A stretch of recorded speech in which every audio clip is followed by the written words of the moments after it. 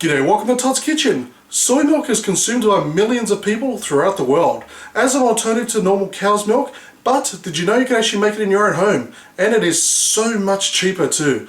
So at the end of this video, just keep on watching and you'll see just how cheap it is. So join me today as we make soy milk.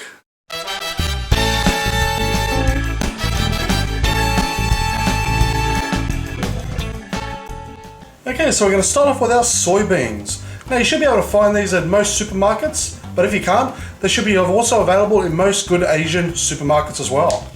Now most soybeans are dry like this, so what we're going to do is we're going to grab a bowl and we're just going to place that soybeans right in the bowl. Okay, and it's just a simple matter of getting some water. Now I really recommend filtered water because these are going to soak up all the water and the taste, so if possible use filtered water. So we're just going to fill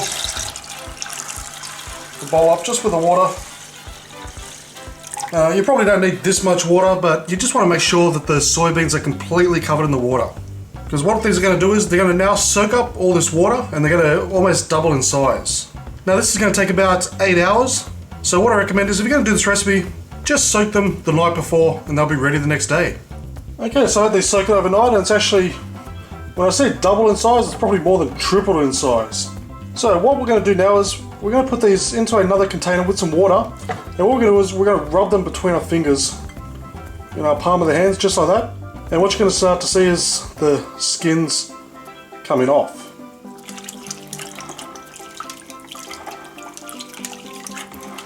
Now for this next step we're going to use a blender. Now just about any blender will do, it is very simple. So the ratio is 1 cup of soybeans to about 3.5 cups of water. If possible, try and use filtered water. The reason why I say use filtered water is it just takes out that extra bit of taste. Okay, so what we're going to do now is we're going to blend this for about, say, 2 minutes, preferably, say, 3 minutes.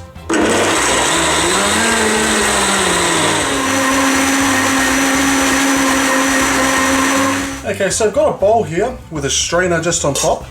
But most importantly, I'm going to use some cheesecloth. Now you should be able to pick this up at most fabric type shops. So I've got this folded in 5. So it's 5 sheets thick. So I'm just going to put that over the strainer and we're just going to pour our mixture just straight through this. Now what this is going to do is it's going to collect all those small little bits of soybeans. Okay, so once it's all pretty much through, you've still got quite a bit in the cloth itself, so we're just going to grab it, just seal it up the top, and we're just going to force the rest through, just like this. But you just want to gently force it through, so all you got is liquid that comes out.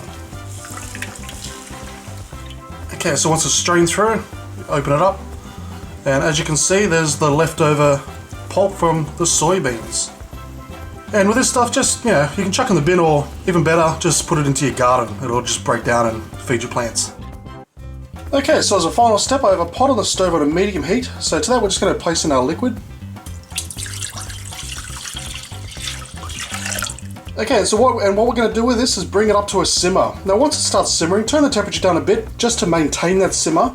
And what that's going to do is it's going to cook the soy milk to become a soy milk, so it's fit for consumption. Okay, so every few minutes, you're just going to get this thin film forming on top, just like that. Now it's unavoidable, you can't do anything about it. What you're going to do is just every, say, 3-4 minutes, just get a spoon and just scoop it up as best you can. Okay, so it's been 20 minutes, so now we're just going to take it off the heat. Okay, so I've got a clean bowl here, so to that we're just going to place on our sifter, and we're just going to pour our soy milk straight through. The reason why I got the sifter is just to get any of those filmy bits that are left inside the milk.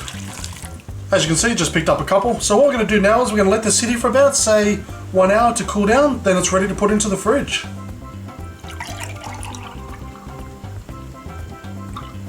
Okay, and that is how you make soy milk.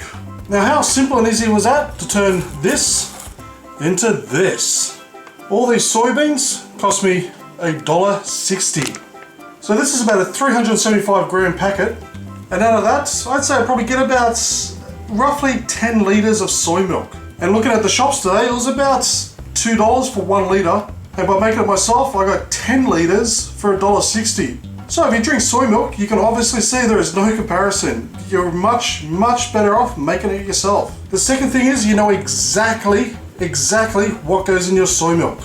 There are no artificial flavors or preservatives or colors or anything. It's just pure soy milk. Personally, I usually only have it with cereal, but if you want to drink it by yourself, feel free to add a little bit of sugar to it. But enough of that, let's see what it actually tastes like.